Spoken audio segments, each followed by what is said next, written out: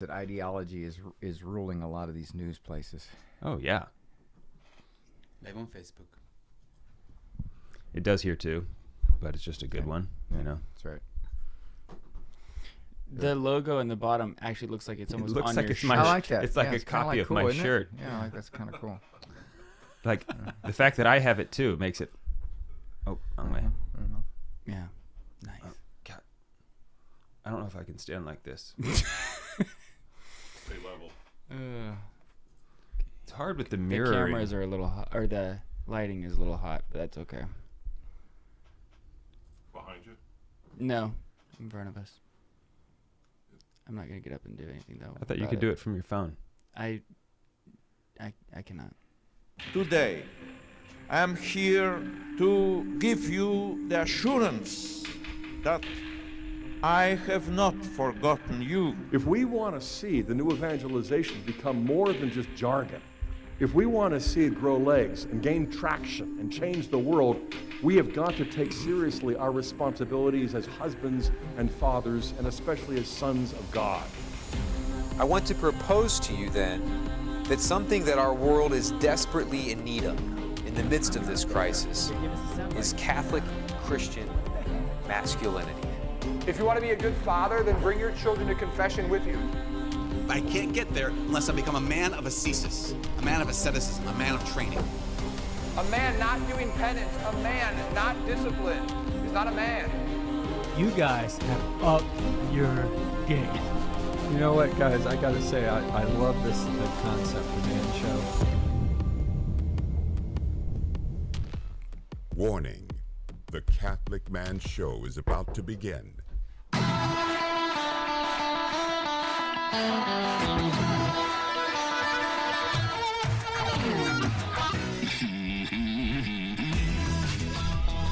Welcome to the Catholic Man Show. We're on the Lord's team, the winning side, so raise your glass. Even if it's a coffee mug.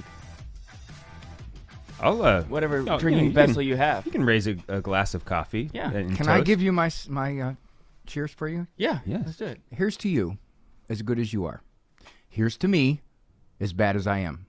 For as bad as I am, and as good as you are, I'm as good as you are, as bad as I am. Here, here. Dr. Ray, of all the people I've ever known, you are certainly one of them. Brings a little tear to my eye. My wife says... You stayed up all night last night. My wife says I don't really communicate emotionally enough, so I found the secret for all men. Really, if your wife thinks you're not feeling like you should be feeling, very quietly pull several nose hairs, and it makes your eyes water. You don't blubber. You don't blubber. That's an overdone. Yeah, sure. But a little bit of a welling of the tears right there. It's a very, very nice touch. That last time I is cried like that was talking. when the Browns called the draw play on 3rd and 16 on the playoffs. Yeah, that's the last time I cried like that. That is practical. Mm-hmm. Yeah. That's the stuff that you're here for, Dr. I'm loaded Ray. with it. I mean, loaded with it. You should write a book or something. I'll tell you what, I do have a scratch and sniff coming out, so that's good. But don't... In time for Christmas? It's parenting, and don't scratch and sniff in the potty training section. I just want to tell you that. It's fair. Okay. It's fair. It's fair. Hey, thank you so much for joining us, Dr. Ray. Last night we had our annual Theology at the Tower Catholic Radio fundraiser. What were your thoughts on it? You get a group that big, 400 people, that says something about this area and the support for your station and our Catholic faith. So that was truly impressive, by the way. It really was. I felt a little bad. You had that nice, long buffet table, and the one lady, she just gave me these dirty looks. And I said to her, I said, well, you don't have anybody else pull a chair up to the buffet like that? She said, you've been here 3 hours. Get out. I said, hey, She's like, come on. That is all you can eat. Oh, that's right. Hey, that's what guys do. I had 5 boys. You go to the buffet. It's a feeding trough. You feed them there. That's all you do. You throw out an anchor for 4 hours at the buffet. Yeah. That's the way you do it. Now, I don't want to say my wife is not the greatest cook, but at our house we pray after we eat. Just to make sure. Yeah. Oh man. So we had a lot of fun last night. We had 4 panel priests. We had, like you said, 400 people there. Bishop Condor was there. I mean, it was a lot of fun. It was awesome. I had a great time. Oh, that speaker. You can't get a speaker like that. That guy was, I was clapping for him the whole time. He was incredible. Yeah. I also thought that. Yeah. Which one? Me? You guys talking about me again? Yeah. Wait. That's it. Which speaker? I am now confused who we are talking about. That is it. Well, we start out confused. So, hey, also I want to give you a thank you for endorsing our book that we just had put out by Ascension Press. You allowed to hold that up there? Yeah, I can hold this up. Yeah. Okay. Endorsed There the book, it is, Living Beyond huh? Sunday, Making Your Home a Holy Place. Appreciate that. You were actually the first endorsement that we got on from the book. So I don't know if that says something about your character or not. Well, it says something about your willingness to pay me for using superlatives. Anything with an EST or a most, I got $8 for. Yeah. So that was nice. But you didn't have any verbs. You didn't use verbs. No, you weren't paying me for that. So for those who don't know, you have a EWTN radio show. You're on Catholic TV as well. Doctor is in from. I do my own stunts. There's no stunt doubles. No body doubles. Nope. Nice. Yeah, from noon to 1, the Doctor's in Central Time. Central Time, yeah. Yep. On most EWTN radio and podcasts, I'm assuming as well, right? Yes. And then what's the EWTN TV? Living Right with Dr. Ray. Okay. Living Right with Dr. Ray. In 12th season now. Okay, I was going to ask, how long have you been doing that? 12 years. We have close to 4 really top-notch shows. Mm-hmm. That's I think great. 12 years. Yeah. That's you know what? That's pretty good. When we do a rerun, you know how people say you do a rerun, it's like, oh, the best of. Least worst of. Uh-huh. The least worst of Dr. I respect Ray. that. Yeah, it's all right. You also you have 10 children. 10 kids. That's why I'm here. It's quieter here and it smells better. Yeah, and I have 4 and 1 on the way. Yeah, and I noticed the smell is starting to drift into here too a little bit. The studio here. Yeah, luckily they're still under the age of 10. And Yes. From what I understand, the research shows, I haven't been there myself, He likes that to sound intelligent like that. they smell worse on the other side of roughly 10. Well, boys, you don't want to go into a boy's room without tying a rope around your waist so somebody can pull you out if something in happens case. in there. Yes. Yeah. Good Jewish wisdom right there. Yeah. So 10 children, all adopted? All adopted. Okay. And your oldest is now 35. Youngest is 23. So we had them all under 12 at one point. I didn't go home. I UPS'd stuff to my wife. Said, "You're doing a great job, honey. Keep up the great work." moral support. Well, I'm with you every step of the way. Because she also homeschooled. She did. And I told her, she was struggling. She said, "I don't know if I can do this." I said, "Honey, stay 1 week ahead in the answer book. That's all. Just 1 week ahead in the answer book. You'll be fine." Uh-huh. That's right. And you know the nonsense about homeschool, there's so much nonsense about homeschool that's out there in the secular mindset. Sure. But one of the things is that homeschoolers as a group achieve at the 80th percentile on achievement tests. Okay. 80th percentile. Now the 50th percentile is where Average. the average is. So 80th. Secondly, there's research that's been done that said they're more sociable than their public school counterparts. They're more comfortable. No kidding. Absolutely. They're more comfortable around adults. They volunteer more. They are more mature. And, in a nod to the shrinks, their self-image is higher. So, that's the other thing. A third thing? Why do you know why those things are? Yes. Several reasons. Who are the best educators of kids other than loving parents? That's the first thing. Second thing, when they talk about what about their socialization, I think I'm a better socializer of my children than 21 other third graders. Yeah. And I mean, the level of interaction that they're going to have. I mean, yeah, because if you're in a class, a lot of the day you're sitting there being quiet. Whereas at home, you're going to be actually interacting, in a more one-on-one. My wife was surprised situation. that by and large in the elementary levels, they got done by about noon. Pretty much. That's our experience. Yeah, that's our experience depending on the struggle for the day, Well, you let them in the house. See, that's on Monday, Wednesdays, and Fridays, we let the boys in the house. Tuesdays, Thursdays, and Saturdays, the girls. And then Sundays, everybody comes in because it is Sunday. Right. You have to have that kind of cohesiveness. Right. Yeah. That makes sense. It's like, look, you stay outside until your math is done. I don't care if it's January. I feel bad a little bit around Christmas time because Yeah. the lights are on and we're sipping hot chocolate. They're like looking peeking in the window. Yeah, and they're steaming it up. Hey, quit breathing on the glass. I told you about I just wiped that yesterday. Yeah. I also noticed that homeschool kids, they will look you in the eye when they're talking. Yes, that's a big. Their thing. communication skills are much better. I mean, they don't. I'll share with you a story. My son was in parochial school till second grade. in the second grade, he started the old, Mom, don't get too close to me. Mom, don't walk next to me. Mom, drop me off. Grade? Second grade. Wow. So after we brought him home, that all disappeared. He held hands with his mothers. He held with his mother. He held hands with his sister. All of a sudden, all of the peer rules disappeared, and he just became a little boy again. Yeah. Like me, kind of like a seventh grader, pretty much. I topped out. One of the challenges that, like, I think we have with homeschooling, and I'm sure a lot of people do, is that your children will often be a lot worse to you as the parents than they would to a teacher. That's the irony, Dave. You have 10 times the authority than a teacher has. I know. I mean, you can delay lunch.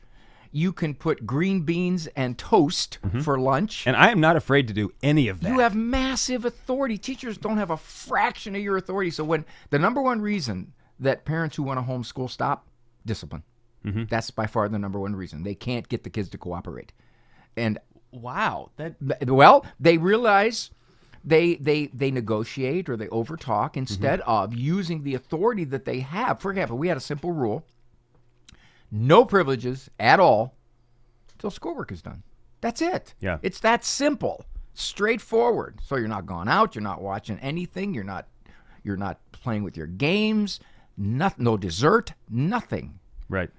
My daughter had some learning problems, so as a result, one of the things she would do is stall. When you have somebody that struggles a little bit, they start to stall. It's like, this isn't pleasant, so I'm going to play drag the my waiting feet. game. Yes. So she had like 8 math problems, all well within her ability. Not doing them, just kind of sitting there. Well, me being a highly trained professional, I used a technique that very few men should even try. That's because I am the professional. Yes, I'm right. the professional. Do not attempt this at home. My wife had ordered a pizza. So the pizza came, and my daughter jumped up. Pizza! And we just looked at her. We said, yeah, when the math is done, you know, it's a miracle. 3 minutes. Math problem's done. She got a miracle. 3 minutes, yeah. Pizza technique. I highly recommend it. We throw pizza parties at our house all the time. They are definitely a way of being able to get things done before the pizza comes. Yeah, absolutely. I had one of my kids re-roof the house before the pizza came. Yeah, change my transmission fluid. Here with Dr. Ray, drray.com. Yes, that's where you can get all the books. We'll be right back. We're not going anywhere, though. So, Dr. Ray, you've written a lot of books. Which one is, like, do you think... The biggest seller the is most Discipline That Lasts a Lifetime. That's what I was gonna. That's what I was gonna guess. Seller, 55,000 or something like that. The ones that is highest on the EWTN list is Raising Upright Kids in an Upside Down World. That's like that's one we talked about last time. Yeah, because I think you just that was 3 books ago. Since then we have Thinking Like Jesus, Jesus the Master Psychologist, and Taught by 10, which I don't have here. So do you set time aside like every week or like? For writing? Writing is the hardest thing I do. Yeah, how do you do that? By far. I was writing when Juan came in today. He saw me there. I didn't even notice you came in because I was just so locked into it. I put myself on a 6-hour-a-week schedule. I have to do 6 hours. And if I get ahead, I then can say, oh, good, I'm ahead. But what happens is I get way, way, way, way ahead. I get 55 hours ahead or something like that. So when I hit the 50-hour mark, I erase it all and I start over and say, okay, 6 hours a week. Usually takes me about a year to get a book the way I want it. I edit probably 15 times a chapter. I mean, I just butcher it until I finally decide. The number one mistake I think that a lot of authors make, way too many words. Way too many words. You notice last night when I talked, how do I talk? Short sentences, lots of times not even full sentences. My son, age 12, came in the house the other day. Boom, boom, boom, boom, boom, boom. That's how you keep people's attention. You start to meander. Like Scott Hahn, as bright as he is, his sentences are this long. Right. Okay. You know. But it's okay because his voice is so. Yeah, he does that. You know? Just like butter. And keep going. I don't know what he's I don't even saying. care if you are speaking English or not. I don't understand it. I just want to hear the sound. I don't know how much time we have. I was on a show with Scott Hahn, and my wife said, "Ray, don't go on that show." I said, "Why not?" She goes, "That's a really heady show." I go, "Well, honey, come on." Yeah. So Scott was talking about something very, very erudite, and I made a crack, and he went, And he just kept going. So later in the show, my wife said, "Do you know who you were on that show?" "Who?" "Ernest T. Bass." You guys remember Ernest T. Bass from Andy Griffith? It's me, it's Ernest T. And I said, me, it's Raymond G. You were Ernest T. Bass. That's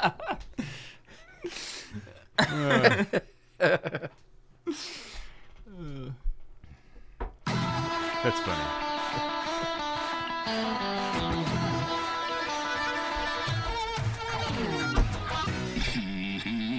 Welcome back to the Catholic Man Show. I'm David Niles. Here with Adam Minahan, our special guest, Dr. Ray Guarendi, all the way from Ohio. That's manly music. I just want to tell you guys that. Thank you. Really manly music. Thank you. That thumping bass, you know. A little bluesy, you know? Kind of like a little grit. Yeah, bluesy, grittish, that operatic sort of kind of. You've lost me. Yeah, already. sorry, it's okay. Yeah, I mean, last night I was preparing for a fundraiser, and I was telling my wife, I was like, I'm getting ready, I'm getting excited. She goes, "Adam, just be yourself. No, you want to raise money. Don't try to be smart." Yeah. The women can really support you like that. They can support you like that. Just be yourself. Yeah. Don't try to be smart. I mean, not too much yourself. Yeah. You don't want to raise money. You don't want to show all your cards. Money, yeah. Right. Yeah. So, Dr. Ray, we had a lot of questions from our patrons. I was going to throw a couple at you. You ready? Sure. Okay. So one was from. Is this true Patrick. false? Is this true false? It's not true I'm or better false. at those. No, true or false. This is not true or false. Patrick, one of our patrons, he says, as a mental health therapist and a secular job, any ideas on how to maintain a Catholic values while keeping his job? It depends how hard the people in charge push on you. For example, if they ask you to accept things that are radically opposed to your moral system, and to not only accept that but to celebrate it, right, then you have a decision to make. However, much of the time, I get a lot of folks who come to me not because I'm a Christian, but because they want to talk to a psychologist. Okay. Mm-hmm. Well, morality is logical. So I will approach them. For example, if a guy comes in, he's going to leave his wife and 4 kids. He has no Christian beliefs. There's nothing there that says, why can't I? I've met someone else and I'm happier with this person. Mm-hmm. So I explore the practical ramifications of what's going on. I might say something like, how old are your kids? Well, my oldest is 16. What's your 16-year-old think of this? He already doesn't want to talk to me. I see. So perhaps in doing this, you're going to lose your son. Yeah, I realize that. So does your girlfriend have children? Yeah, she's got 2 children from a previous marriage. How are they? Oh, they're brats.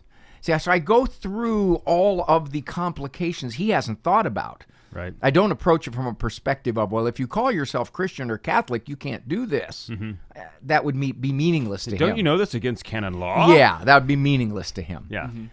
But again, God's morality, if there is a God, he makes total sense. So you can explore the ramifications of bad behavior from a logical perspective, from what is likely to happen. Mm-hmm. Yeah, I mean, that's really one of the great things about the faith. Even apologetics a lot is that you can just talk about the natural law. The natural law points towards the truth, right? And that's where we're sitting. So you don't have to appeal to the authority of religion. Right, exactly. Yeah, and that's what I would say to this therapist. I say you don't have to, as a therapist, at all broach the topic of religion. But here's an interesting thing. When I was in grad school, they told us total neutrality. You do not approach religion. You do not speak religion. You do not in any way raise moral issues. Mm-hmm. And I remember thinking even then, but the client has that. And that's the truth. Most people do have some kind of moral base, whether they base it to religion or it's just their personal way of conducting themselves. They have it. Mm-hmm. And as a therapist, you can ask them about that. That's perfectly legitimate turf. You can say, so are you a religious person, or where in your life do you find your morals? You can explore it with them. And as any topic they open up is fair game. This might be a weird question. Yeah, typical. that's never stopped you, ever. No, Yeah. you're right. I mean, he's been here how many times on the show, and he knows what he got into. Yeah, Like, you have the highest weird question ratio of anybody I've ever interviewed. You know with. what? I'll take Thank it. you, Yeah. But it makes me wonder, is virtue in any way like an inoculation against psychological problems, or like if someone's coming to you because they're going to leave their wife, that's not really a psychological issue that they're dealing with. They need counseling more than like mental health help, right? So if a person pursues virtue in their life, does that insulate them from a lot of things? I mean, you know what I mean? Like, is that going to keep you out of your office? Having to pay Dr. Ray Garendi a presumably large sum at some point in their life? Father Robert Spitzer wrote a book called The Moral Wisdom of the Catholic Church. It just came out. He took secular studies and he compared them to moral law as given by the Catholic Church. Mm-hmm. And what he found was, Dave, exactly what you're alluding to, which is to the degree that you say, well, I'm going to do it God's way and not necessarily my way, mm-hmm. the psychological effects are much more positive. The research is overwhelming that people who take their faith seriously are generally more content. They have better marriages. Mm-hmm. They enjoy children more. In every way, they're better adjusted across the board as a group. So yeah, that's very true. Now, the philosopher, I think Voltaire, said, if there is no God, then we should invent him. Because what he's saying is this moral system works. I asked that to a priest once. I said, Father, what for you is the biggest piece of evidence that Christianity is true? He said, the system works. I said, what system? He said, the moral system. You follow the moral system, exactly what you're saying, Dave, mm-hmm. is that there are positive effects that are there. One of my books is called Jesus the Master Psychologist. Okay, you guys aren't pushing that, but I had to throw it out here. Just Hey, we're the amateurs. You're the professional. Okay. Yeah. And I take the Lord's words in a lot of places in the gospel, and I say, okay, how does this guidance from Jesus fit modern psychology? Where do they dovetail? Where do they clash? And one of the themes is that modern psychology has come around in their research to understanding a lot of what Jesus said. Now, they won't acknowledge that, geez, this is good. This is exactly what Jesus said. Right. No, they think they found it on a separate track. Mm-hmm. Mm-hmm. But that's one of the things that came out loud and clear in the book. Or if they had to, they'd say, oh, yeah, Jesus said stuff, but all the major religions, all the philosophers of life. Exactly. Well, Yeah. this is the same thing as like when people understand what that intermittent fasting is good, that meditation is good for you. It's like, hey, the Catholic Church has been saying that we should be fasting and praying. Yeah. For 2,000 years. We understand this. I found that in religion, I have to trust that God knows the better way. You leave it up to me, and I think I'm so smart, and I'm going to make decisions. And one day I look at myself and say, how did that happen? Mm-hmm. How did that happen? I thought I was making good decisions. Mm-hmm. I think the number one reason that people don't pursue God is not because there isn't evidence. There's all kinds of evidence for God. It's because I don't want to submit. I do not want to give up who I am. I want to do it my way, like the song. Yeah. Well, and you know what? I have felt that in my own life. Even being someone who wants to pursue God, there have just been times where I felt like maybe God's calling me to do something, and I'm very, I just... Don't send me to Africa as a missionary. Yeah, exactly. And I realize I'm avoiding it in prayer. I'm not, not bringing it up. I'm not thinking about it. I'm trying to be Jonah and run away. And then finally, I kind of have this moment of realization by God's grace that I'm afraid to do this. Honestly, and you go to Jesus. This has been tremendously helpful. I say, Jesus, I feel like maybe you're asking me to do this. And the thing is, it freaks me out. I'm afraid that if I really trust you, then you'll make me do this. And I don't want to do that. Well, a culture-wide example of that, Dave, is this. In our culture, you can basically have sexual relations however, wherever, with whomever, except if you're married and you have more than 1.86 children, then you will get abused and get grief.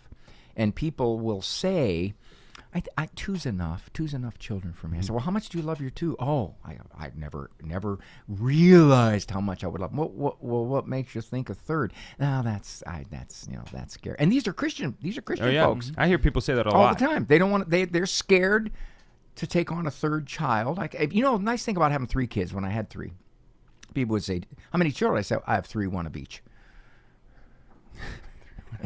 They would just look at me. But the other thing is, I've been a shrink a long time. I've been shrinking for 40 years. I used to be 6'9", and that's impressive. Yeah, it is. Now I'm a jockey. One of the things I've never heard anybody say, I had too many children. Right. Never. I've heard plenty say, I wish I'd have had more children. Well, and when people make those comments about like, oh, 2 is enough for me, they're not saying that to you. They're saying, I feel like they're saying it to themselves. They're trying to convince themselves, that's the case. Right, that like it. I didn't ask you whether 2 was enough for you. That didn't come up in the conversation. You just kind of like volunteered that. We're just talking. You asked me how many kids I have, and I told you, and then you said, oh, 2 is enough for me. It's like, all right, that's cool. Why'd you say that? It's because I think there's something in the back of their mind that they're trying to maintain this decision, a rationalized decision, perhaps. I don't know what it is. You're the expert, but I just feel like they're really trying to convince themselves, and not me. We live in the wealthiest culture the world has ever seen. We have more food. We have more comforts. We have more options. We have everything. Kings of the world didn't live like we live.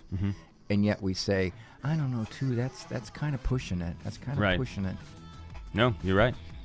I was excited to have 5 because now I'm officially weird. And you have a middle child, too. You can't have a middle child with an even number of children. That's true. It's true. Yeah, Haley's number 5, and people, we're the weird stage. Math checks out on that. Yeah. Yeah. All right. This is the Catholic Man Show. We'll be right back.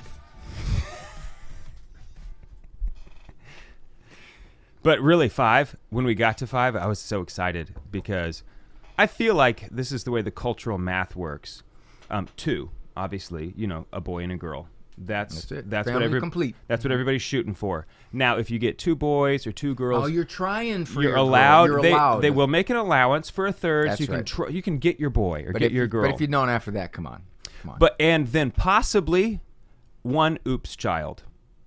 You didn't mean it, so it's okay. It was an accident. And when someone sees you with 4 kids, you have to make sure to tell them, like volunteer the information. Yep. Oh, we got really surprised. Now, this kid right over here is just an accident. Sorry, kid, you're an accident. We were totally taking birth control, and they came along anyway. We're not irresponsible. And then all right, people will give you a pat. Like, okay, fine. Is this sick? This is really sick. But Think about it. Yeah, when you get to 5, if I want to have sex with flaming goats, that's okay. But don't have more than 3 children. 3 children. Yeah. But culturally, if you have 5 kids, it's like, all right. That's it. Cut it out. Okay, we can sucking up the rainforest. You don't get all of your excuses don't work anymore, right? That's a very well point. The only reason I got away with 10 is because they were black and biracial and Hispanic. What are they going to say? What are they going to say? Yeah, you can't say it. I got protected groups. That's right. And I got a running back too. You got a slow white kid. You're like the Catholic Angelina Jolie that has all these rescued kids from all over the world, and she's like the icon. Oh, is she now? Is that right? Yeah, she has like 1 African, 1 Asian, 1. Did she divorce Brad Pitt, or they? I don't even know who they are. I think they've been split up for a long time. Yeah. Is she? Listen, you start talking about pop culture on this show, I know and nothing. we will. Yeah. I know zero. I play trivia on Wednesday nights, and these kids who make these questions up, I don't know who these singers are, what they did. I'm so terrible at trivia. I wanted to say, is that how you wasted the last 20 years of your life? Yeah, I feel like so much of my knowledge is trivial, yet I'm terrible at trivia. Oh, when they say things like, in the year 2002, this hip-hop artist won the major record for... You're like, out. I don't know anything. I don't even know who these people are. Yeah, luckily it's multiple choice. Yeah. Yeah, I can at least put an answer down. Yeah. Is Tupac it? Is that no? He died in the early 90s. Tupac's not dead, and you know it. You play his record backward, it says Paul is dead. Yeah. Right.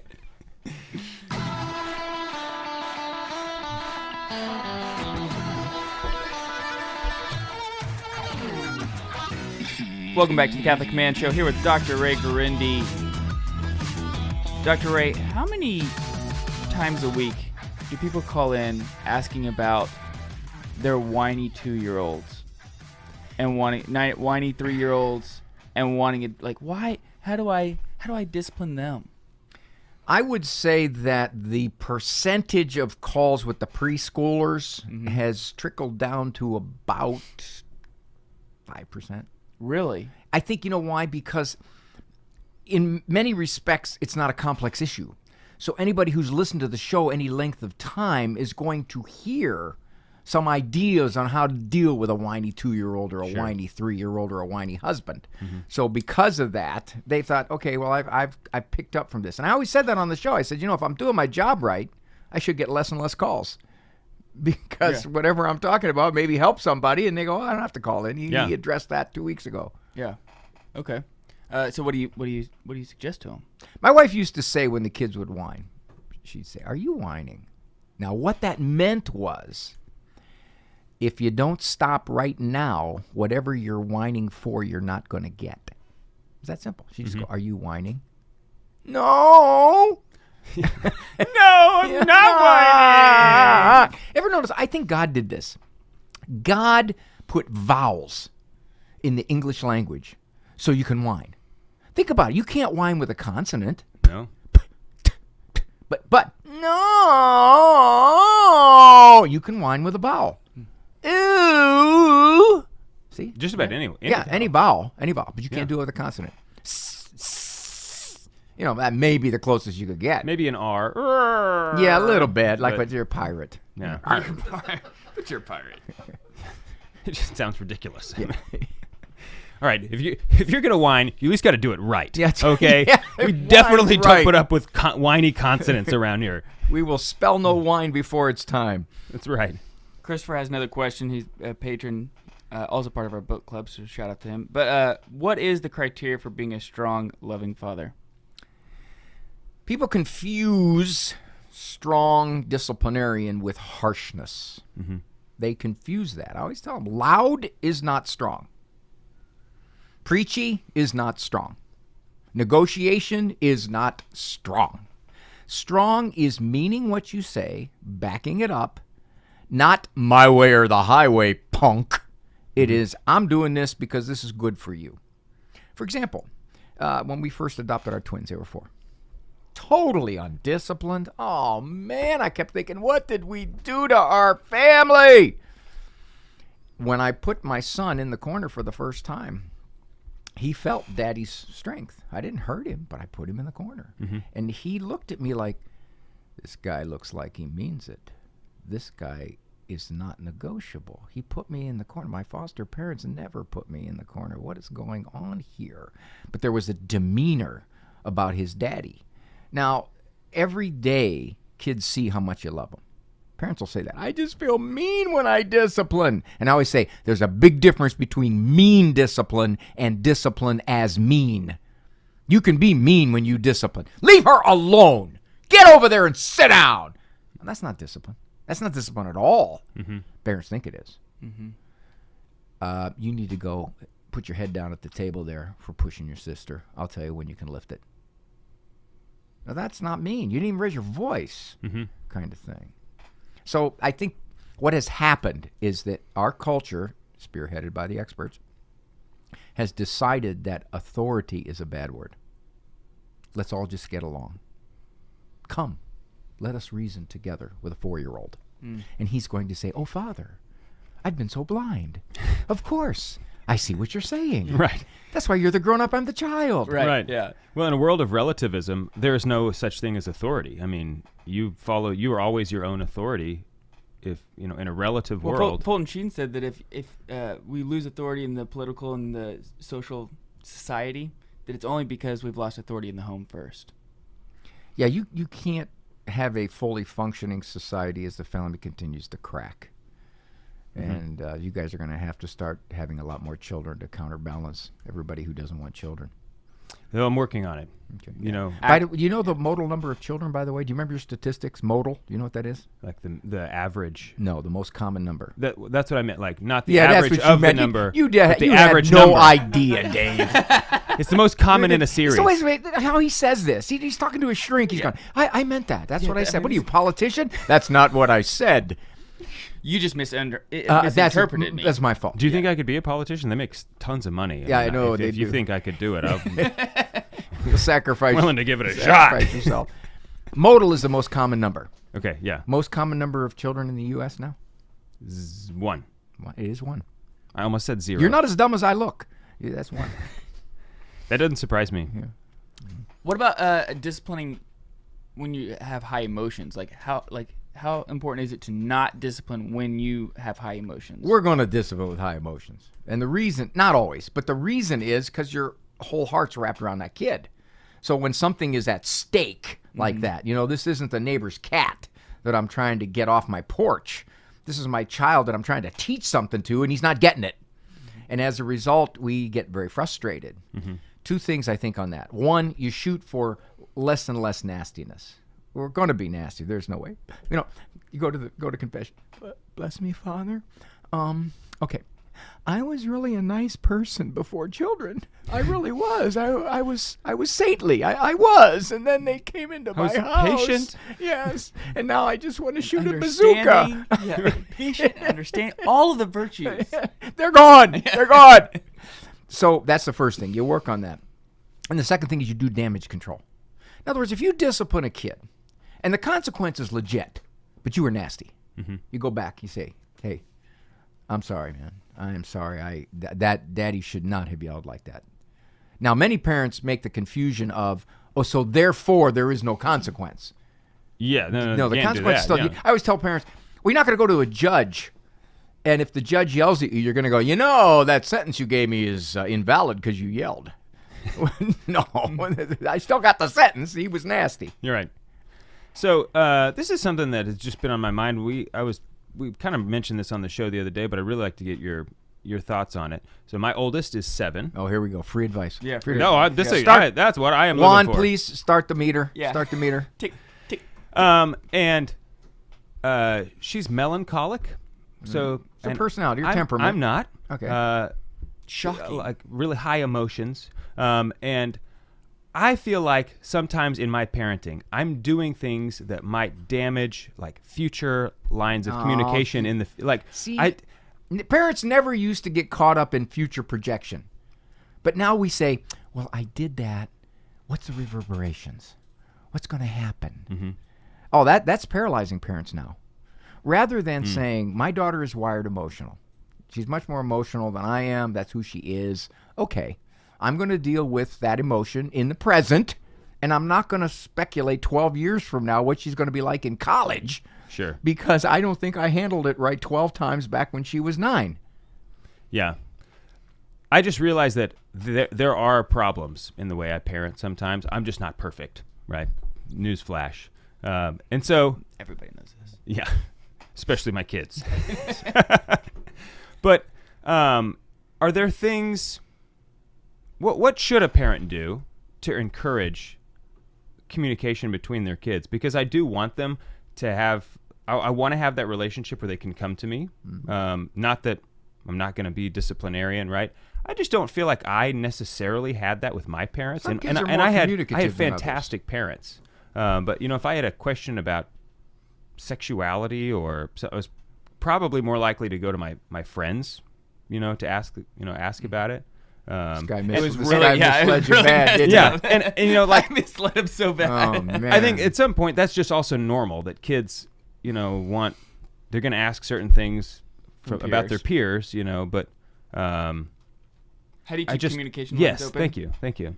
That's what I want. Thank you. I was waiting for you to rephrase it for me. Yeah. You finally got to it. That's you know why what I he's mean? here.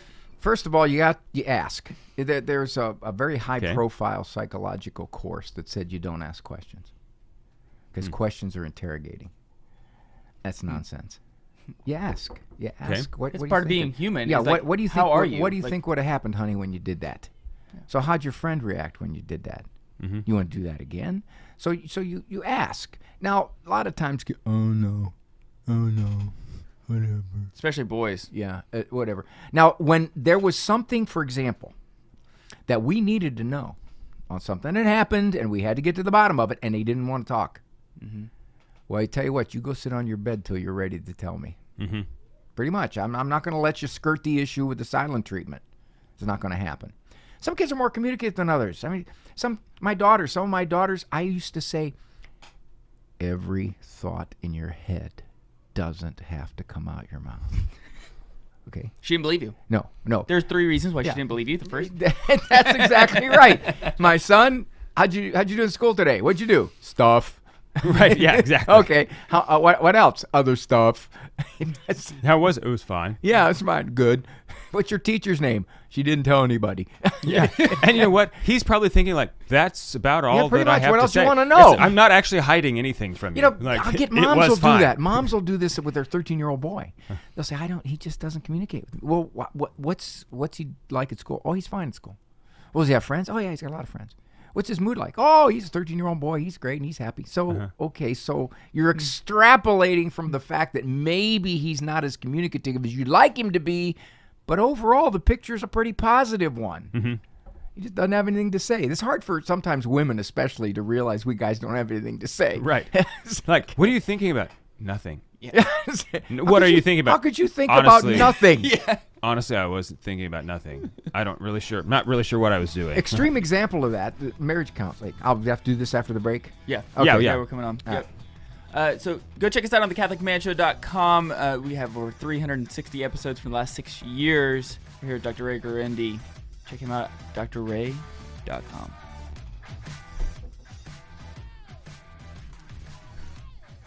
You know what I was thinking about is if you don't say we'll be right back when you get back from the commercial break, you can't say welcome back. Yeah. No, you can't. Because I mean, you can't have it both ways. You're assuming that they are. Have you ever noticed, if you pay attention to any news show or interview show, how inarticulate either the guests are? Let me ask you a question. Wait a minute. You're an interviewer. What do you mean, let me ask you a question? This That's is what why we're there here. for. Yeah. Almost all of them start out with well. Listen, especially Newt Gingrich. He's terrible. Any question Newt Gingrich just asks. Well, look. Every time they start out with well, it's 90% of the time. Lots of I means, lots of you knows, lots of ums, lots of us. They call that in the business crutch words because you don't want the pause. In a situation like that, I think I mean that it's like holy mackerel, Right? And they used to talk about Obama, how articulate he was. He was terrible. He wasn't articulate at all. He had ums every third word. But they talked about how articulate he was. He was a slow talker, too. Mm-hmm. So I think that's probably why they conflated being a slow talker, taking his time, with being articulate. Could be slow just because I don't know what to say. Maybe. He had a really old teleprompter guy. He's like, really slow on bringing the next stuff up. Okay, let's keep going. Last segment on the radio. Very good. Oh, my boys were young. I'll tell you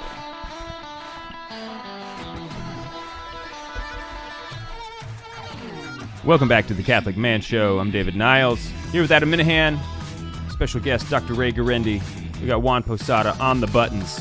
Jimbo Baggins here in studio. You guys rudely cut me off with that music when I was about to make a good point. Yes.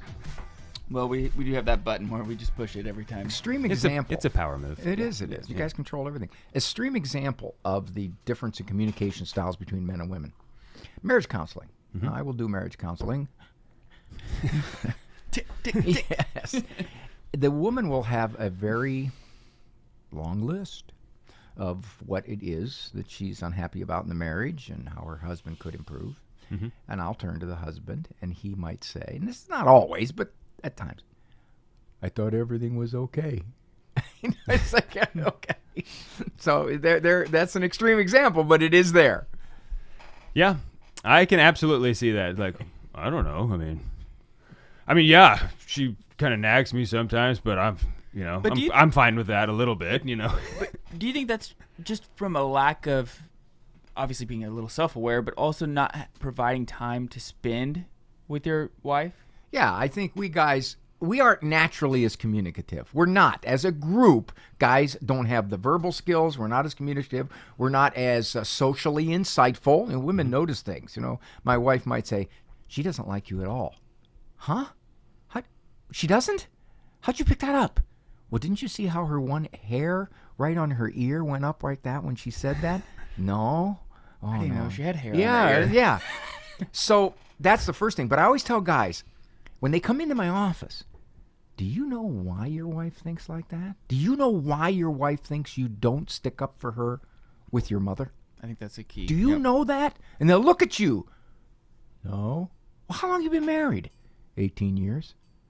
You have never asked her? You've never sat and said, I really want to know, tell me please why you think I don't discipline like I should. Why you think I'm really letting you take the spiritual lead in this house. Mm-hmm. You got to get inside somebody's head. People will say that to me. They'll say, well, when somebody comes into the office and they tell you all this wretched stuff about their lives, do you, within the first 5 minutes, go, oh, gosh, that's terrible. Oh, what are you saying? No. I say I got to get inside their head. I got to try to figure out how they got to that point, why they think the way they do. Mm-hmm. I got to sit there and just really kind of explore. And I tell that to spouses. You got to know why your spouse thinks the way they do. Even if you think it's nonsense, you got to at least be able to understand it. Sure. Yeah, and that's something that takes practice, to hear someone say something that you disagree with and not... Right away, quick. Yeah, Boom. and not try to refute it. And, I mean, because I have a natural reaction to like, oh, well, let me tell you, even if it's Let me out tell you of, why you're even thinking if the it's wrong from way. a charitable You're thoughtless. place. You are thoughtless. I am not. You got to look at yourself instead of saying, give me some examples of why you think Yeah, I'm tell me thoughtless. why you think that. Yeah. Yeah. Because even if I'm like, oh, out of charity, let me explain to you why that's wrong. Like, you're going to love Out of this. charity. Be gentle. You're going to find this so And interesting. your spouse will say, Yeah. oh, that clarifies it. It's like the old comedian. He says, when somebody says, what did you mean by that? The conversation never ends with, oh, now I know what you meant by that. I have to tell this story. This is a story about Adam and Haley, and I just think it's a hilarious story. Oh, This is like Adam and Haley were like just married, and I don't know what he's gonna say. I was in the back. We all lived together, the three of us, for a few months right after. Adam and I lived together after college, and then Haley came into the picture. That's right. I mean, it was It was a cool setup, though. I mean, we didn't got to say play anything. video games, and then dinner just showed up. Yeah, like, it was pretty cool. Anyway, we were like coming home from being somewhere, the three of us. Adam and Haley in the front seat. Haley was upset about something, and Adam had the social IQ wherewithal Of a slugworm to know, oh, something is bothering Haley. Wrong. So She hasn't talked for 12 miles. as we're pulling into the driveway, and I'm just like back there watching, Adam, he's like, I'm going to inquire about my beloved bride, and he goes, Haley, what's wrong with you? What is wrong with you? Oh, nice choice of words. And she goes, nothing's wrong with me. And she went inside, and I just started laughing once she left the car. It's a learning process. Yeah. Mr. Smooth. It was well done, Adam. Yeah. I thought I could tell something was wrong, and so I asked, what's wrong with you? But that was not the right. No, and taking from the wife manual 103 section sub B, she could have said, if you don't know, I'm not about to tell you. That's a good one, too. Yeah, sure. I like that one. So when you do counseling with people, is it 50-50? I mean, like, I don't know if it's usually, if you can tell, like, all right, these people have a problem. It's one spouse's fault, or it's like, or is it both of, is it usually like you both got problems? Is it very often like, all right, honestly, one of you, you're just like, you're kind of causing the problem? Is it usually both? Is it usually the man, the woman? Is it like, what percentage? What are percentages here? It's never 50-50. Uh-huh. It can be 90-10. It can be 70-30. It depends on the issue, to use psychobabble. But you are right. There are some situations where it becomes very, very clear. that one spouse is unbelievably difficult to live with, and the other spouse is doing everything they can to get along. Mm-hmm.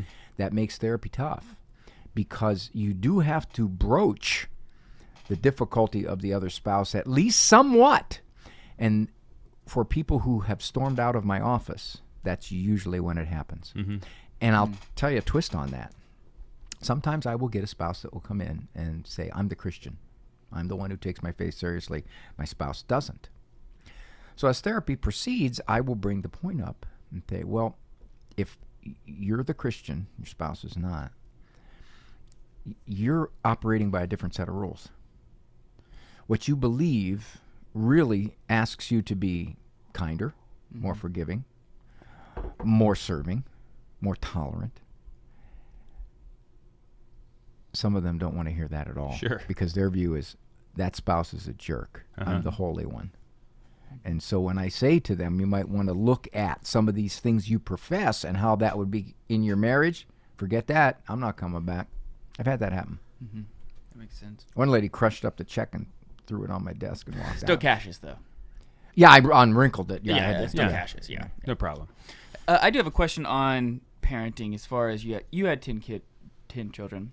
The importance of being able to have one-on-one time with the child. That disappeared. Yeah, but how do you keep that bond together with your children, like individualized, while you still have so many children? How does that work? About our fourth or fifth kid, I said to my wife, I'm starting to feel like I can't do the things with each child that I want to do. Uh-huh. And my wife said, well, Ray, that's partly why they have brothers and sisters. Okay? So that's part of it. The other thing is, way back, I wrote a book called Back to the Family, where we interviewed strong families around the country. And one of the things the kids always remembered when they grew up is they had one-on-one time with their dad. Dad took them somewhere. Mm-hmm. Dad that's, hey, I'm going to run in there. You want to come with me? Now, the 8-year-old jumps at it. The 13-year-old goes, I'm okay. Don't wake me up. Mm-hmm. But I tell parents, you still insist. You do not allow a 13-year-old to say, I don't want to be with you. No. My son played high school basketball. And I would, before the game, sit about 4 seats back in the bleachers. Right opportunity before the game started, I went down on the floor, right on the floor in front of the bench. And I hugged him and kissed him, my 17-year-old son. And I said, Petey. Now, as a father, you got to be very, very affirming. Mm-hmm. I said, Petey, try not to stink the joint out. And he would laugh.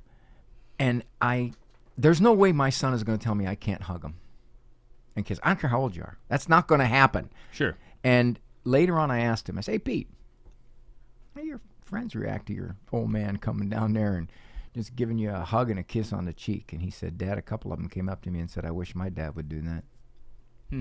So much for the old don't touch me in public. Mm-hmm.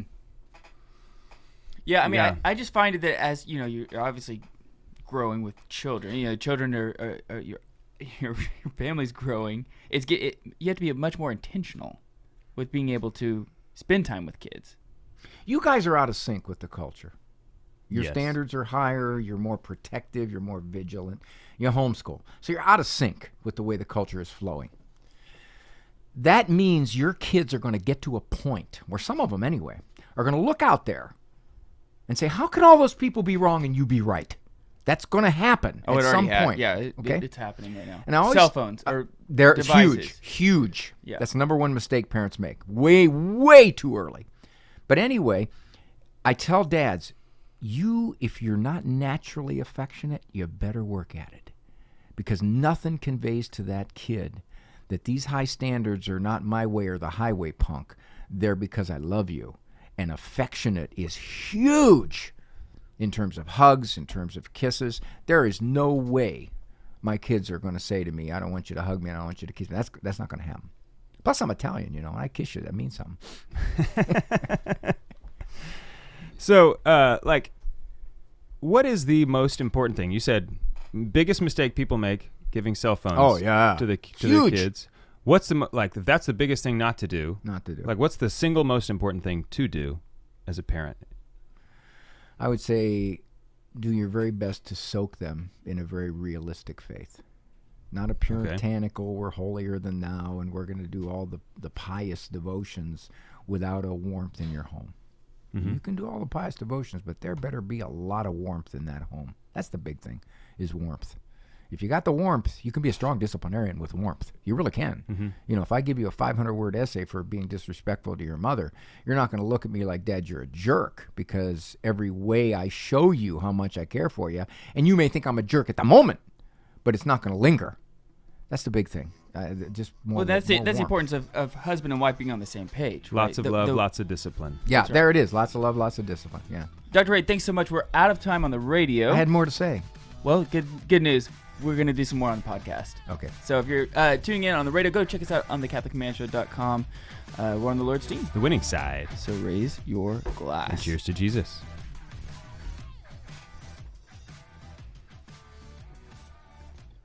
Okay, I want to talk about the effects of iPads, phones with children. I have already told my children, just be prepared.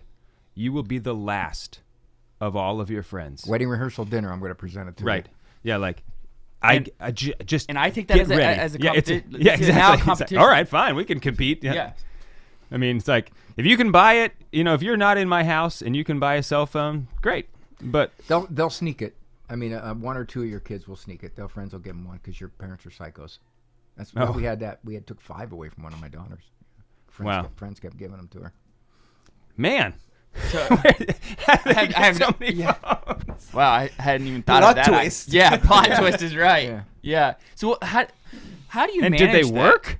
Oh yeah. Like they had were old. They were older, but they still like would make calls and stuff. iPhone 4s and 5s. Oh yeah. I mean, so they're like their parents like were still paying for the cell phone plan on these old phones and. They I don't know. were. The Wi-Fi. I mean, I guess you could use it as a device. Yeah. Wi-Fi, yeah. So how do you manage this as a parent? Oh man, it's rough.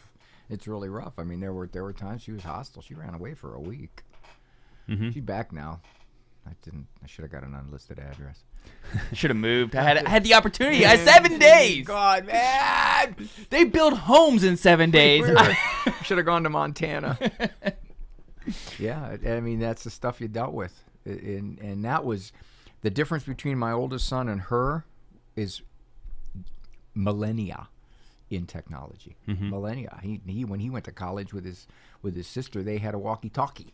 Yeah. You know, but man, she wants the latest, greatest smartphone. I mean, your son, you said he's 35. I mean, I'm 36. So, I mean, yeah, I remember getting my first phone, and it had Snake, the game. You know, and that was Pong. Right. Yeah. I mean, it's like, oh, sweet. There's a game on here. Whoa. You know, with this on this like 1 inch by 1 inch screen. You know, and honestly, you want to talk about a tough game? Like, let's see you get past level 50 on Snake. Okay. You don't want to know the most popular games for adolescent boys. They're vile. They are unbelievably vile.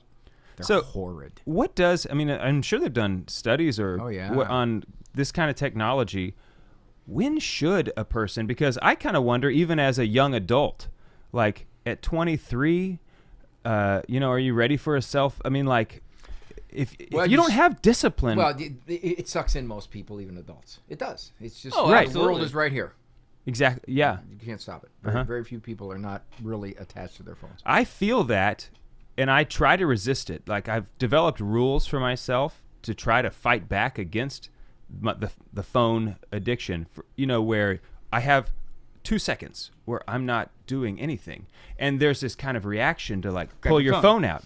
Just look at it. I mean, red light. Pull your phone. Right, exactly. So I have rules that I don't pull my phone out in an elevator, just because that's, you know, you get on an elevator and there's other, you know, the elevator opens. There's like 3 people in there, and they all are just staring at their phone. You know, you might back in the old day, you might say like, hello. Yeah, no, that's gone. Yeah. That's gone. And so I have a rule. It irretrievably changed our social Absolutely. structure. So when is there a good time? Trustworthiness is the big factor. Trustworthiness, most parents do not have safety devices on the phone. They don't CovenantEyes.com. Yeah, or Wise Phone, or any one of the apps that can put everything over onto your phone that's on that phone. They don't. 50%, some don't. Of any kind of devices. Almost only a matter of time before every parent gets burned. And it's not a reflection that you didn't do well as a parent. It's like there are companies that are strategically going after your children to ruin their innocence, actively paying big money. Yeah, it's profit motive. Of course, they don't really care about your kid. And constantly changing their tactics, right? You know, like, oh, Covenant Eyes blocks this. Okay, well, you know, then Let's get around that. the porn companies change it so that, you know, it's now something different. And one of the most common things parents come to me with is what has happened from the smartphone with their kid. Really? I saw a statistic that this particular survey, what percentage of boys ages 11 to 19 have seen pornography? Almost 100? Yeah, it's 90%. 90%. And if you don't go after it, it's going to come after you. Or say a 12-year-old girl who's madly in love with a classmate, and the parents say, well, we don't want them to date till they're 16. Yeah, but she's already in love with this kid because she's been texting him for the last 4 months. He's her world now at age 12. That happens all the time. And even the more At benign 12? stuff. Oh, my gosh, yeah. The average age of a smartphone now is between 9 and 10. That's the average age. So I if you- can't wait to break that. Well, if you average. hold out till 13, Right. here's the thing. If you hold out till 13, you're now in the bottom 5%. But can you Wow. imagine, it takes a special kind of kid to go, well, I agree with my parents. Parents yield. They truly yield because they're afraid of, my child's going to be isolated. My child's going to resent me. My child's going to get deceptive. My child's going to have psychological problems. And if they go to therapists, the therapists almost always tell them, you need to ease up on that. So I always tell folks, if my kids go astray, I can live with myself if they had to go through me. I don't know if I could live with myself if I stepped aside, if I yielded. If I said, I don't think this is a smart thing, but because everybody's doing it, I better yield. Right.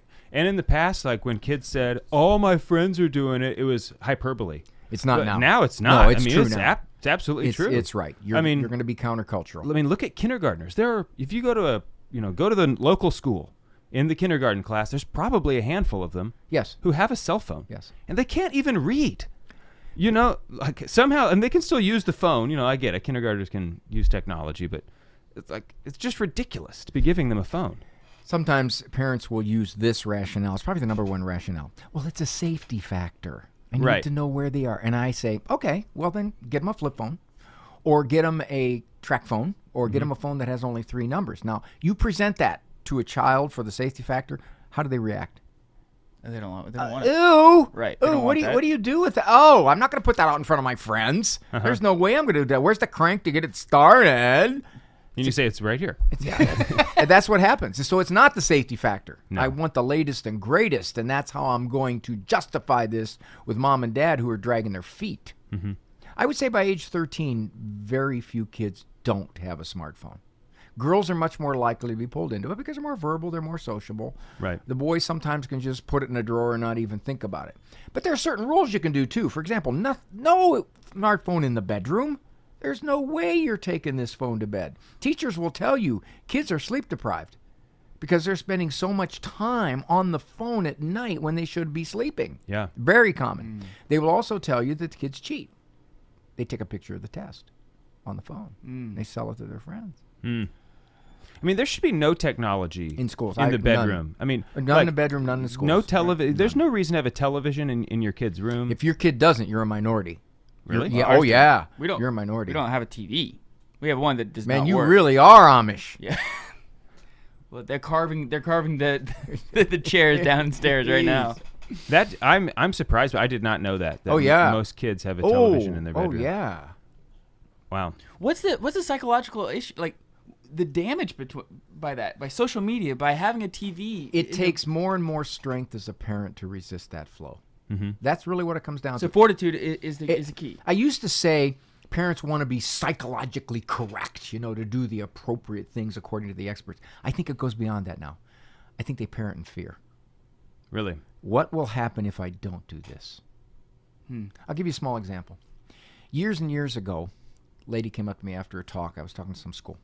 And she said, my son won't ride the bus. Well, how old's your son? Well, he's a senior. He won't ride the bus. Why is that? Well, seniors don't ride the bus. That's the new peer thing. If you're a senior, you don't ride the bus. You either have somebody bring you to school from your friends or you drive. You drive your own car, yeah. And I said to her, and the parents have yielded to this? She goes, yeah, for the most part. he won't be the only one on the bus that's a senior. I said, it's only a matter of time before it's going to be juniors and sophomores. And it is. It is. If you have any other mode of transportation in high school. It's probably freshmen now. Right. Yeah. That the kids set the tone. They basically said, you can't make me get on that bus. Now, buses ain't exactly the safest places in the world. Morally and emotionally, Right. they're far safer than cars, especially teenage-driven cars. But the parents have yielded. They've essentially said, I can't make this happen because my child will go crazy. My child will hate me. My child will resist. Guy came up to me a couple months ago. I was raking leaves. Did you see a 15-year-old girl walk through here? No. My daughter ran away. And he ran up to the house. An hour later, I go to the door. I said, did you find your daughter? Yeah, she came back. You took her phone, didn't you? How'd you know? I said, because if you want an indicator of how attached that kid is to that phone, take it. When they've done something wrong with it, take it. Many parents will tell me he won't hand it to me. He will not hand it to me. That doesn't work. That is not working in this house. No. Yeah, and I think if you have okay, if you absolutely have decided as a parent, we need a phone. It's not the kid's phone. Like I'm just going to say, if I was going to make that, this is my phone. Dad has 2 phones. All right, and this is another one I will let you use when you need to, but it is not your phone. In fact, nothing in this house belongs to you. Okay, I don't know if you realize that. See your name on the deed. I have done that with the kids before when they're like fighting over a doll. It's like, she took my doll. It's like, you know what? That is actually my doll. I own everything in this house. All of it is mine. See those fillings in your teeth? Right, I have exactly. those. Because it's all mine, and I share it with you. And so I expect you to share it with each other. And now, that's the way it is. That many people would look at that. As a parent, you have to have confidence that your home is loving, and those things that you do and say are out of sync with the culture, and you have to have enough confidence in yourself to do that. Because if you take a poll of 100 parents, 84 of them are going to look at you and say, that's nonsense. That's ridiculous doing that to your kids. I'm telling you. We used to go... That should be a badge of honor, actually, yeah, at this point. We used to go get the kids' meals, but they never got the toy. Because I always said, hey, guys, we're taking you out to eat. You big list of food here you can order from. You don't need a toy every time. Yeah. No clerk ever looked at us and said, wow, that's great. Good thinking. Oh, what? Dad, this is your dad? You can call Children's Services. Yeah. Mm-hmm. Yeah, I think that That's so funny. It's the same thing. So, have you heard of push presents? Have you heard of this? When your wife has a baby, is that what it is? Yeah, so before your wife has the baby, the father is supposed to provide a present for the wife. Or right after the baby's born, or, for pushing the baby out. Yes. And so what it does is it says, the baby isn't enough. The baby is not the gift. It's, I have now provided something material for you. I think it is total nonsense, and it is just backwards in the idea of what is taking place. Not that you couldn't get your wife a gift. I'm not celebration. Yeah, but I'm not, I took my Sure. wife after every adoption. We went to the Golden Corral. Yeah, and I said, that's that's a high class Diet Coke. I'll get you Diet Coke. Right, all the refills you want, babe. Yeah. You know. But I just don't understand this idea that we take the greater good, and we just neuter it by giving a lesser good. The culture says this is what you do. Mm-hmm. For all of human history, it took decades, if not centuries, to change cultural attitudes. Because why? You were relatively isolated with your clan, your tribe, your people. Now, you can alter perceptions in minutes by the millions. Mm-hmm. Yeah. So therefore, the cultural tsunami is so powerful that most parents just get caught up in it. And if we do a push present, okay, well that's everybody does. Everybody does. You just do it. I mean, it's great if it's a gift. Like if you want to get your wife a gift, that's great. Yeah, I know, and I know you're not saying that. But if there's an expectation that I will, just want to be like, now it's the baby is the gift, and that's the greatest gift. But if it's an expectation, if it's a standard, it's not a gift. It's a payment. Well, when we adopted, on our drive to the adoption agency, I got her one of those things for the car, those fragrance things. Oh, yeah? There you The go. trees? Yeah. Yeah. There you go. We adopt a child, we're going to get you a fragrance tree. Who doesn't love those? I'm sensitive. Yeah. I'm caring. Yeah. I'm loving. Come on. Dr. Ray, where can they find your books? drray.com, drray.com. All 18 of them are there.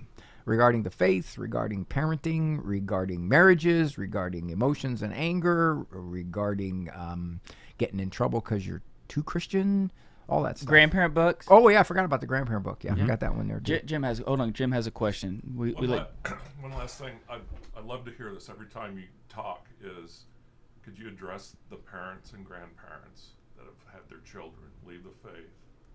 Yes. Catholic faith or any Christian faith. Let's do this. Okay. That's probably the number one referral I get from older parents. They're devastated. That their children or Left the grandchildren faith. Left the faith. Okay. Gone. If you look at the millennial statistics, it's 40% now claim no religion at all, which is sky high. Wow. Mm-hmm. And moms especially blame themselves. They flagellate themselves over their shortcomings. They didn't do it right. Something happened. Mm-hmm. So all of your listeners, and you guys help me out on this, I'm going to ask several questions, and please just answer yes or no. Listen, I was not good at tests. That's all right. This is you got a 50-50 chance. It's not very good for me. Is there a God? Yes. Yes. Christ God? Yes. Yes. Was he sinless? Yes. Yes. Could he perform miracles? Yes. Did he have a perfect understanding of human nature? Yes. I'm doing good so far So on this. far. I'm batting 1,000. Yeah. Hall of Fame. Could he get most people to follow him? No. No. The God-man himself couldn't get most people to follow him. Even one of his 12. So who do betrayed him? As parents, we think we are that there's some kind of spiritual formula that I just didn't apply right. Mm-hmm. Now, I understand being sad and devastated because your children have left the faith. Sure. But good, loving parents who tried their very best, as humans now, because they can all say, well, I could have done better. Yes, you could. Couldn't we all? Yeah. To beat yourself up. You know, my kids are all grown now, and some of them have very much embraced the faith, and some of them are drifting. Mm-hmm. All right, I'm not going to tie my happiness to the choices they make. I'm not going to do that. I'm going to pray for them. I'm going to love them as best I can, even in some of their stupid choices. But I'm not going to allow that to pull me down. I can't. When our Lord says, I give you peace, there's no asterisk there that says, unless your children have left the faith. Right. No peace for you. Yeah, that's it. Yeah, so do you just, like, if they leave the faith, do you tell them, like, you're dead to me? Don't ever. Like, What's your name? What's your name again? Yeah. Don't ever want to see you on this porch again. You know, the other thing that parents struggle with is the idea that they leave the faith and then they live immorally according to the faith. You know, she's living with her boyfriend, or maybe he has a homosexual relationship, or some aspect of his life is counter to the faith. Well, what do? I mean, I want to love him. I mean, he wants to bring his girlfriend to our house. They've been living together for a year. She wants to come to our house for Christmas Eve. Okay, she comes to your house for Christmas Eve. Mm-hmm. You are asked to love. But I don't approve of that. I don't want to condone it. You're not condoning it. Right. It's not like you're going to give him it's not like you're giving him a bedroom in your yeah, house. you're not. You're just simply saying, I'm going to love you because you're making these decisions that are bad for you, but I still love you tremendously, and that's the only way you're going to win them back. Right. Mm-hmm. Now, if they are coming to stay for days and days, that does get that can be it's ticklish. Trickier. Yeah. Ticklish. I always say to parents, you raised them for 20 years, so they know how you think. Right. You don't have to keep telling them, I think you should go to church. They know you think they should go to church. What are you going to keep saying it? Right. It's like Father said last night. You keep pushing like that, and they just dig their heels in and retreat. Mm-hmm. It doesn't do any good. Part of the problem is parents feel compelled to do that. You know why? Because they feel they failed. So I got to fix it. I got to fix it. That's Dad's, right? I used to be able to fix things with authority, you know, but you can't anymore. There comes a point where, yeah, your authority is not the same. My wife always says, we are raising people. Yeah. Dr. Ray, thanks so much for your time. Appreciate it. It's been a lot of fun. Always a good time to be with you guys. Yeah. You know, you got the man show, but I really am offended because they told me when I came on the show you wanted to call it the grandpa show. That hurt. That hurt. You have to forgive us. I'm sorry. I don't take it back.